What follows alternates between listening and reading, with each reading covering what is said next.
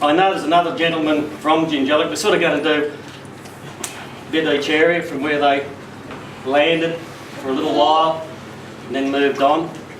Vyner Smithwick has known Enid and Phil for quite a number of years. They helped instigate the Wildwood Jingellic Apex Club, and then when they grew too old for that, they got the Lions Club going. Well, that's another story.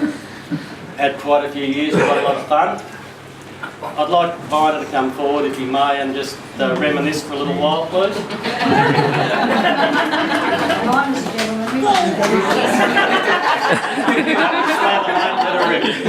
And please note he has a little book wherever Vyner goes, the book goes, but it's a different one each year.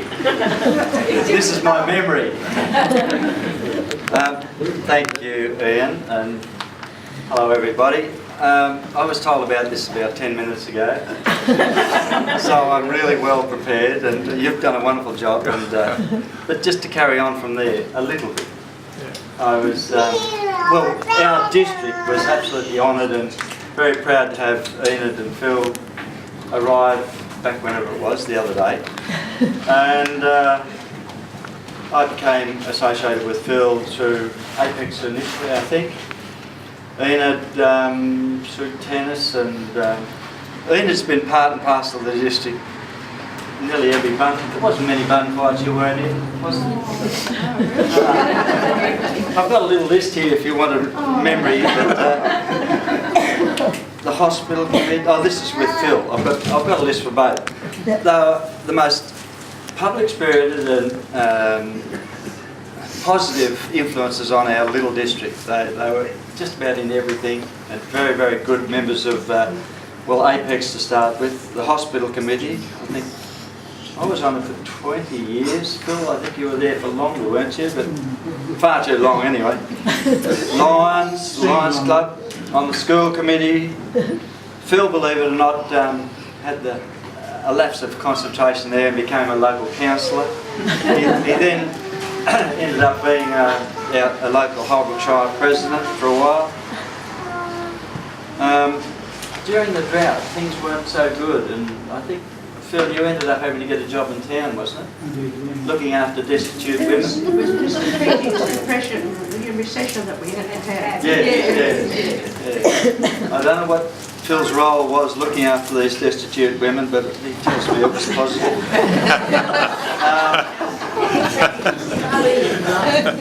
Ian was involved. Complaints.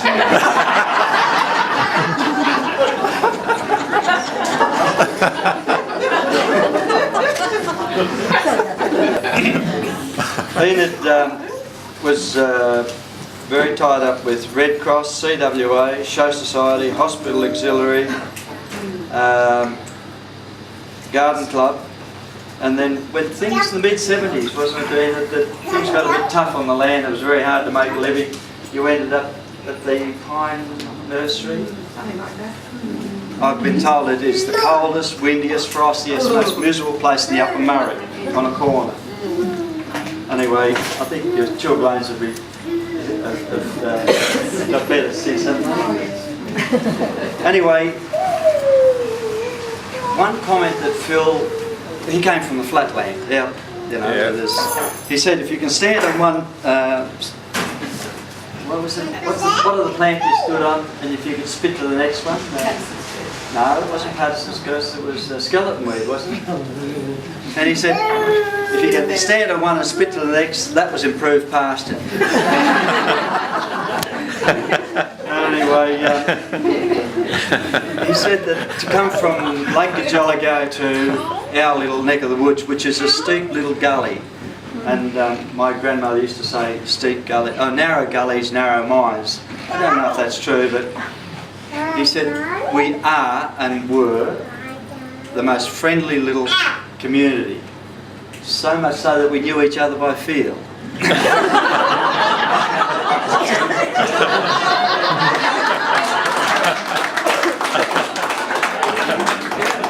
Hang on, I've been told I've forgotten to wish them well.